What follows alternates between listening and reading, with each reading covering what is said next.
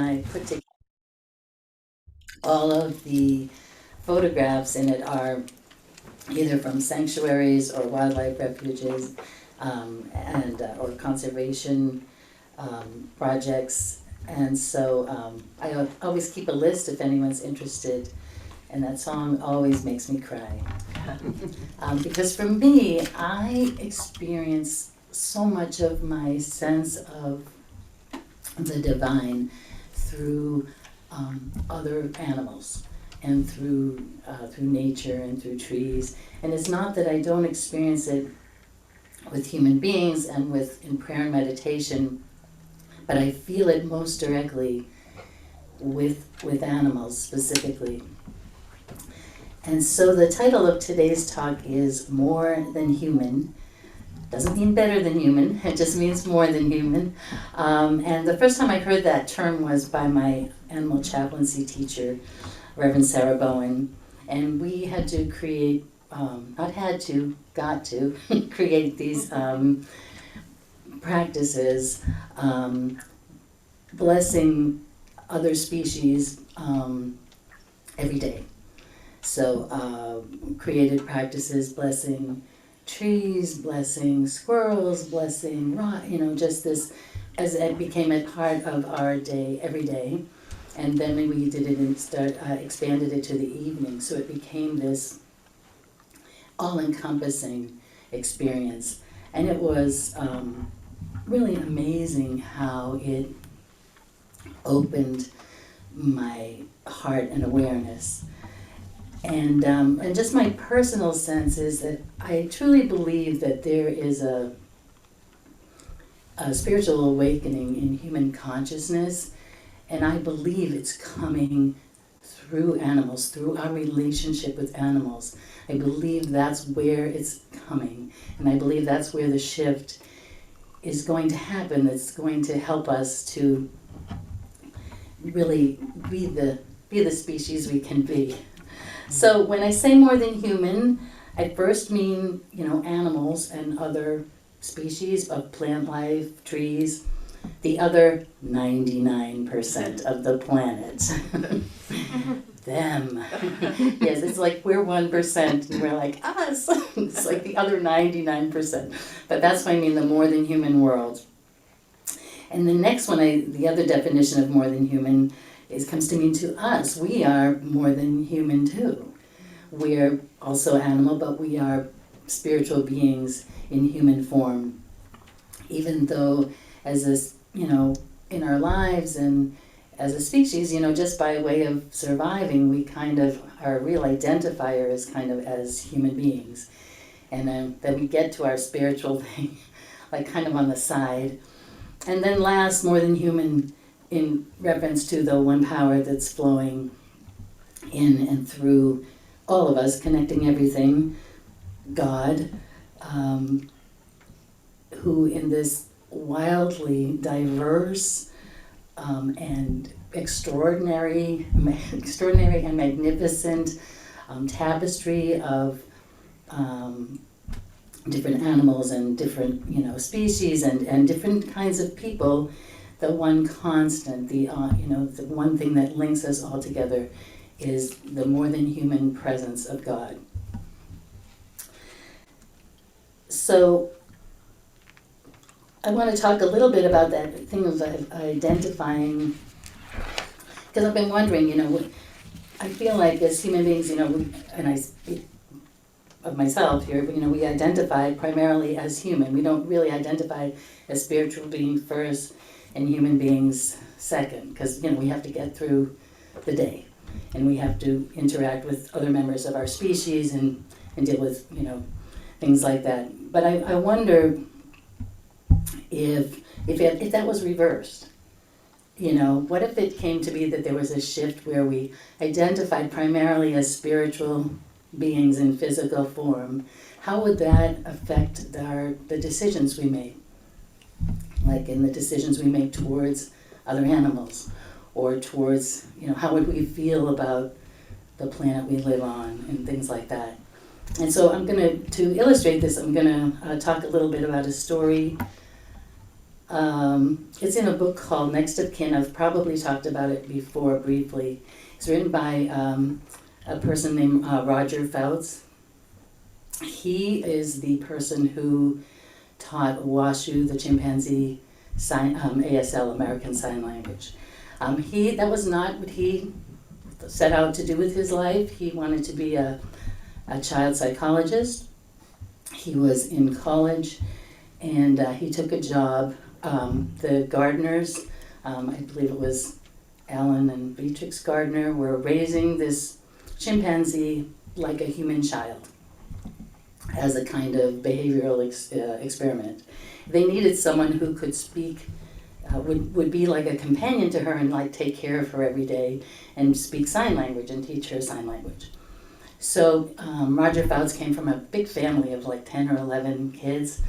And so he ended up learning sign language, and he and Washu developed this very deep relationship. He was her primary, caregiver, I guess. And they formed a deep, almost sibling bond.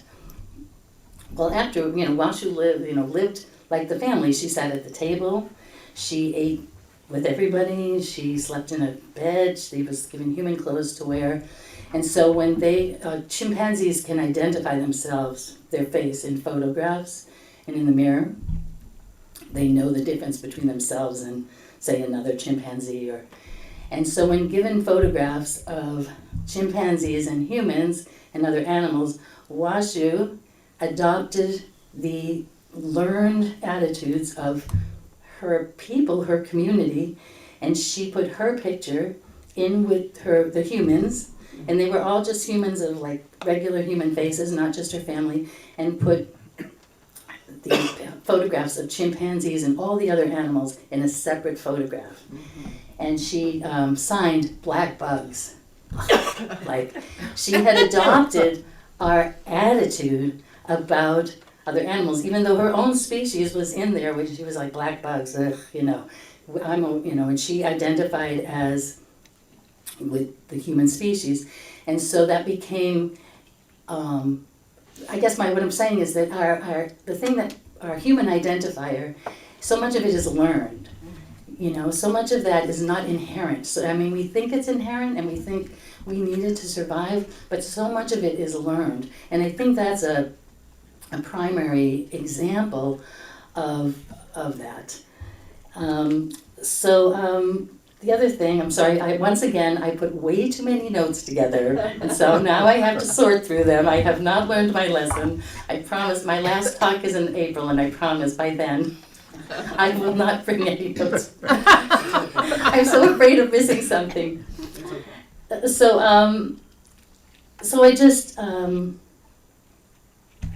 guess what I want to say is, if we were to first connect with our spiritual identifiers, spiritual beings, because we talk about, how deeply healing it is to be in nature, how we feel. If you can touch a tree and put your hands to a tree or lean up against it, you can feel the presence of God is so powerful. It's just like soaring through it, and same thing with other animals. And if we were to really like connect with that like more on a regular basis, and not, obviously we can't, so much of that human identification is part of getting through the day, but if we were just to have like a more of an awareness of it, like when we're doing it, and so maybe that would affect how we move through the day. I know just the experience of creating those blessings for, and again, it's like 30 seconds here, 1 minute there. It's not like it's a lot of time, but just the thing of making my attention go. I see a squirrel and I say, "Oh, thank you for choosing this yard. I'm so happy I got to see you this morning," and I bless the squirrel. And instead of just seeing the squirrel and going on, like really making a point to acknowledge how it fills my life and how grateful I am that we are connected. And so last, I'm just going to say that I think it's not easy being human. Maybe I'll just speak for myself here. But I wonder if one of the reasons for that is because of the way we identify our importance and diminish others and the way we separate ourselves. Because I'm often struck by what a lonely animal humans seem to be. You go on the news, listen to, music, arts. I mean, it's a given expression in many forms. There's just this profound loneliness and isolation within the human condition. And I feel that it's, so much of it is, I think, maybe because we have separated ourselves, not consciously, not because we want to, but just out of, the way we've been, the habitual part of being human. And I guess also, we have to give up some things too, in order to feel that connection. We might not get to feel like the top of the food chain or whatever, but it's much less lonely I am like overjoyed to have Zoe here today. I'm like the real animal chaplain in the room. Thank you. So, and I'll just close with this, which is why I love unity, because of all different, faiths that explored and read about. And I was raised in a Methodist church, but I love unity because unity is about hope and possibility. And as long, I can create with my thoughts, I can create with prayer. And prayer to me is the pathway to all new beginnings and back to our true heart. And so I wrote here, through prayer and my thoughts I can heal and bring healing, change and create change through God, also known as love, in all. Because all are holy, holy, holy.